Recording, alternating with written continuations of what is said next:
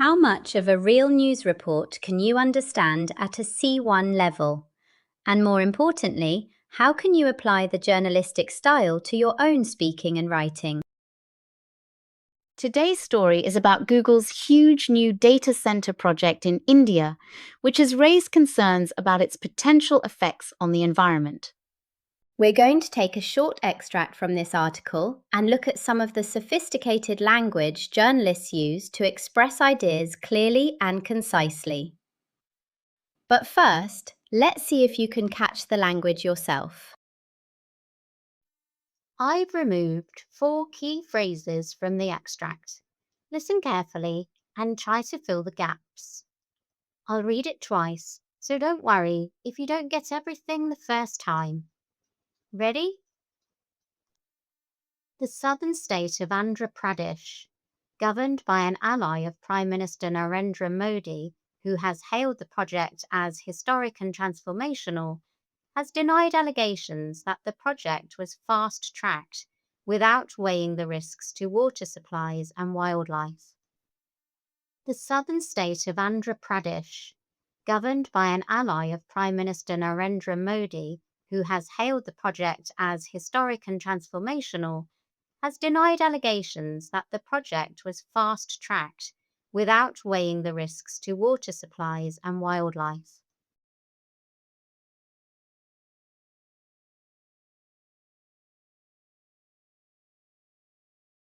Did you manage to catch them all? A particular spelling to notice here is way. We pronounce it way, but it's spelt Weigh. This is just one of those unusual English spellings. You'll also see it in wait and ate.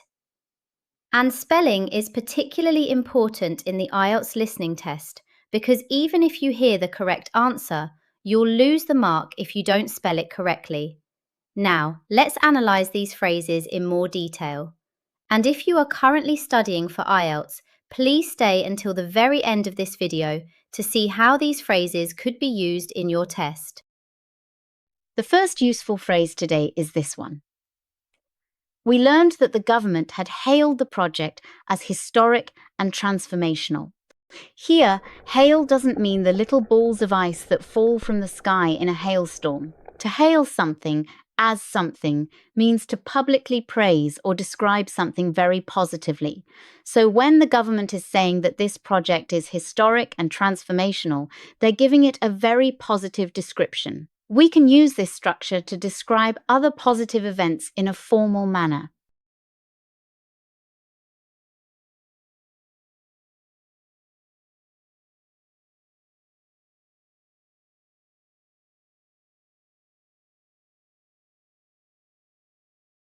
One thing to remember, hail is quite strong. It suggests enthusiastic or widespread praise, so it's not simply a formal replacement for say or describe. It's also commonly used in the passive voice. It's actually possible to omit the word as in this structure. Now, pause the video and complete one of these sentences with your own idea. Our second expression is this one. An allegation is a claim that someone has done something wrong, although it hasn't necessarily been proven. When the government denies allegations, they're saying that those claims are not true. Notice the word that introduces the thing being alleged. It should be followed by a complete clause, subject plus verb.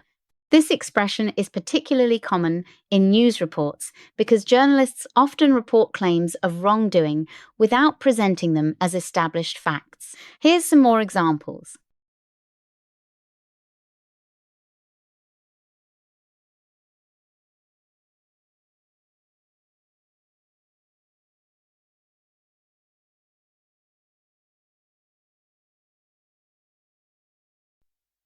There's another useful pattern you'll often see in news reports. Deny allegations against someone. Here, against tells us who the allegations are directed against, rather than what they may have, allegedly, done.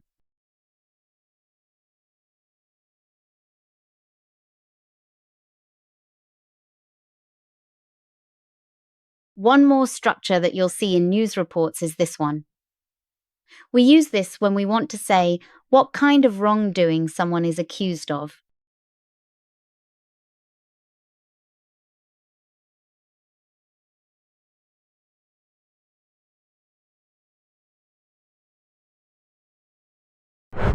So to recap, we now have 3 useful patterns.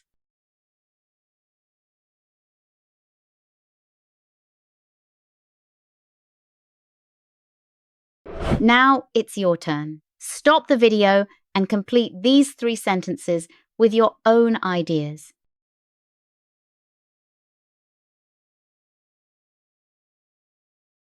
And here are some possible answers.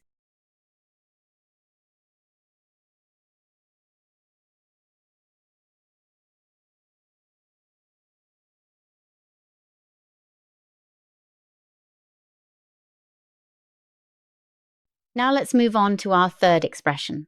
If something is fast-tracked, it means a process is deliberately made quicker than normal. So in our news story, the allegation is that the data center project was fast-tracked. In other words, that the normal process was accelerated. You could simply say the process was made faster, but fast-tracked is much more concise and sounds much more natural in formal and professional English. Fast track is a verb that can be used both in the active and passive voice. It's particularly useful when you're talking about governments, companies, or organizations trying to speed up a formal process. Here are some useful collocations.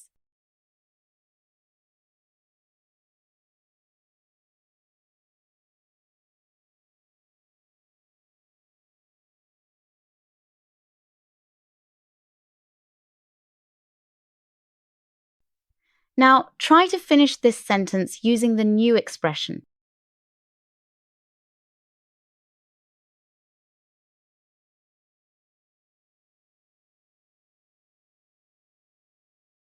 Our final expression is weigh the risks.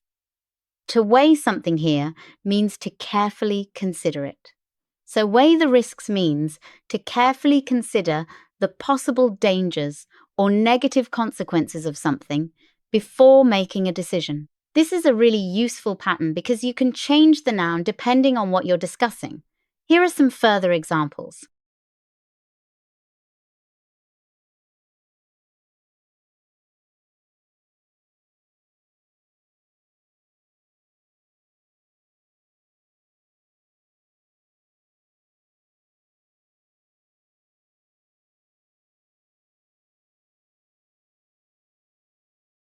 Now let's see how some of the expressions in today's lesson can be applied in the IELTS exam. Here is a typical IELTS essay question.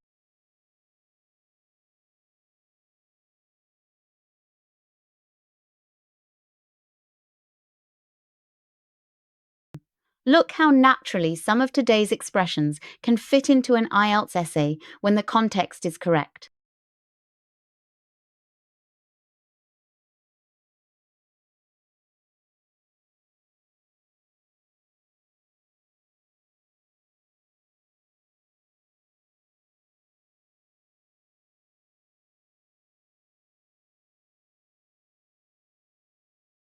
Don't just read and understand sophisticated English. Steal it, use it, and make it your own. See you in the next lesson.